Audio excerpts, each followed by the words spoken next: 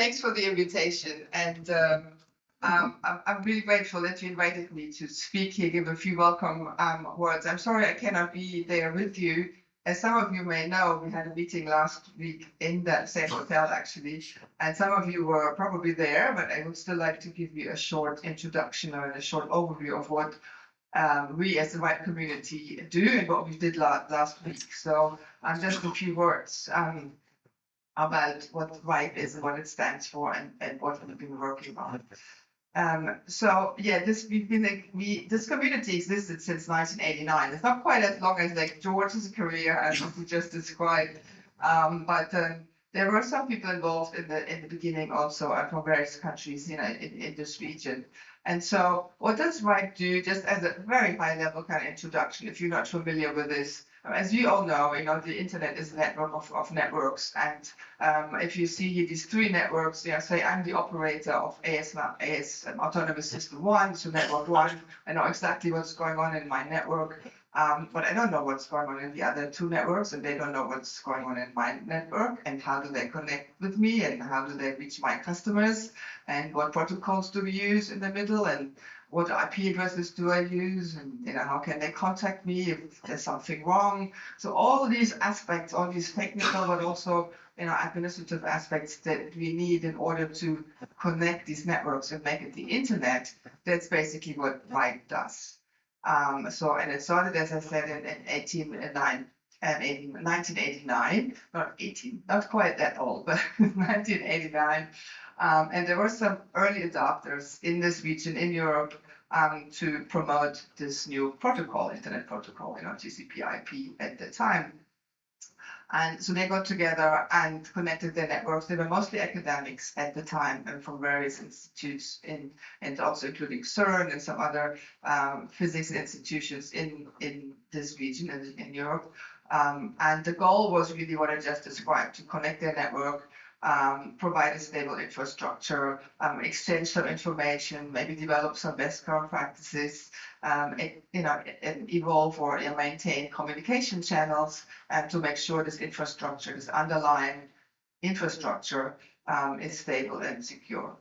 And it's still like that today. It's no legal structure. It's mostly run by volunteers and is open to anybody.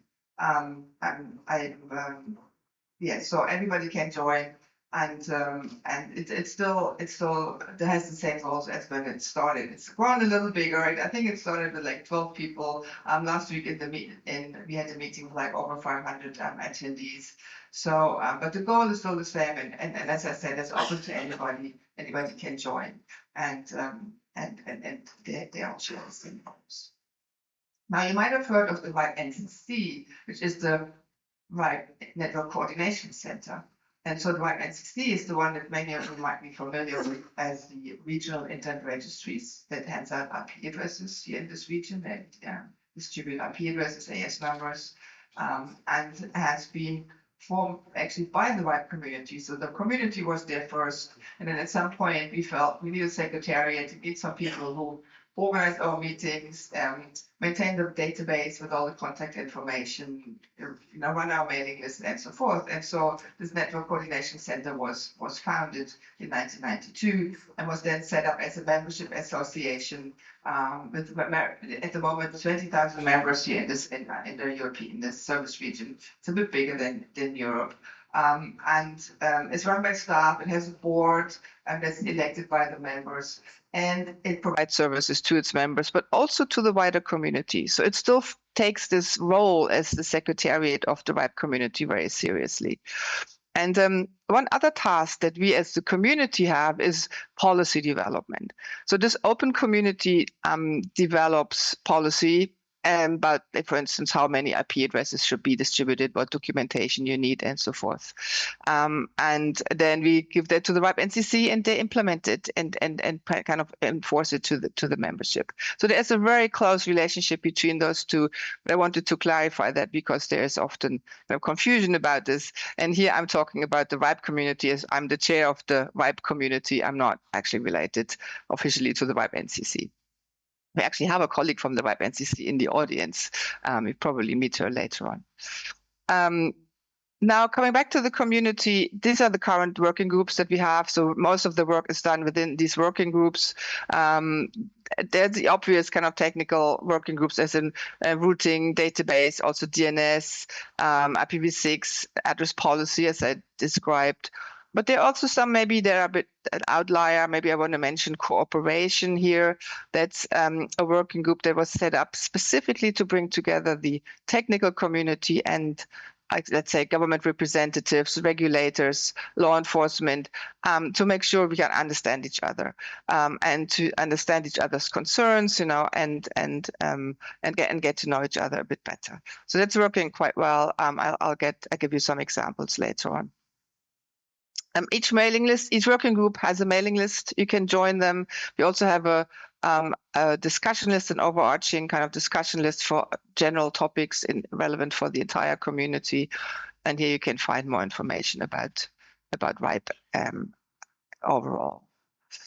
Now, I said we had a meeting last week, and indeed we have 2 meetings per year, usually May, October, November timeframe. But we also have really good remote participation. So we had quite a number of people joining remotely. And we also have something we call remote hubs. So maybe that's something you want to consider next time. If you cannot participate, maybe you could come together like you do today and join the meeting as a group. You know, it's a bit more fun than sitting on your own at home. Just give you a few highlights of what we discussed last week. It won't take long. It started by the host actually organized this wonderful cultural experience at the beginning, which was really nice. We didn't have that at the RITE meetings before. Then we dived right into it, and we had some plenary discussions, working groups. You know, they had their meetings. We had lots of technical presentations, but also some more non-technical topics. I'll get to that. And overall, you know, everything really is in the realm of like coordinating the important information that's relevant for like to keep this internet running. And it's really quite remarkable how also companies that are usually competing with each other, they come together and they just, you know, share information. And it's mostly the engineers and the operators that come together and they realize that they have to share this type of information in order to keep this network running. Now, some technical talks. For instance, we talked a lot about domain name system, you know, topics. Even though we could say this is not our core topic, but we do. I mean, obviously, the DNS is part of network operations, so there are quite a number of DNS experts in the community. Talked a lot about V6. There were also some presentations about the network time protocol, which is very relevant for keeping networks running. We had talks about the internet exchange points, and I have an example here on the right about a study that Jelena, who is in the audience, has conducted to look at exchange points in the Southeast European region. So maybe she can tell you more about that. And of course, BGP and routing were a big topic, and the security and also we talked about open source tools. So it's quite a wide range of topics. And then on the not so technical topics, and I think this was mentioned also earlier on today, and we'll come back in the agenda later on, European regulations and how they impact network operations, and specifically this cooperation working group that I mentioned had these topics, you know, we're discussing these topics, and just to make sure we understand the regulations and the regulators understand the impact this might have on the technical infrastructure. We talked about cybersecurity, digital rights. We had a number of organizations come and present, like the Internet Engineering Task Force and IANA and ICANN. They were there and talked about topics relevant for internet infrastructure operations. We had some interesting talks on data analysis. You can see an example there on the right where a colleague from the RIPE NCC looked at all the RIPE documents. That's what the RIPE community basically produces, is these documents with best current practices and guidelines and policies. And we analyzed that and looked at the history, which was really interesting, not only for us, you know, as a community, but also for, you know, internet history, basically. It was quite fascinating. And we also had kind of more community and collaboration type topics, and a really good session also on us as humans in technology. What does this mean? You know, we had a little bit on AI, but not as much as you have on the agenda today, as I saw. Right, and then just some policy discussions I mentioned. We also do that. I don't know how relevant this is to you, but if you are an operator and if you are a member of the RITE NCC, this will be relevant. There was one policy that has been agreed that found consensus related to routing security, RPKI. And you can find the document there. And then there were 3 documents related to IP address distribution, 2 on IPv6 and 1 on AS number assignments. So they're still under discussion. If you're interested in that, if that is relevant to you, please join the Address Policy Working Group mailing list and participate. We also had some topics on some researchers. We have an interesting program there where we get academics and researchers into the RITE meetings, and they get to present their studies. And there was also a poster session. You can see here one of the fellows on the right. And the main goal really is to bridge the research, and operations, and to find relevant topics for researchers that are important for operators, and also provide feedback to the researchers from the operations. So that's really quite a successful program and adds value to the meeting. These were the topics that most of the that were presented by the fellows. And yeah, finally, I mean, this is just some links where you can find more information. There's a really nice blog that's been published throughout the week. It's quite fun to read, so you get a good overview of what's happening. And you can go to the meeting plan, click on the individual sessions, and find all the recordings and the presentations there. That might be interesting if you dive into some of the topics that you find relevant. And then just I personally, I'm publishing a blog post kind of every month roughly, where I update the community on what's going on. So if you want to follow that, you can find it on RIPE Labs, labs.ripe.net. And last but not least, our next meeting is in May next year in Edinburgh.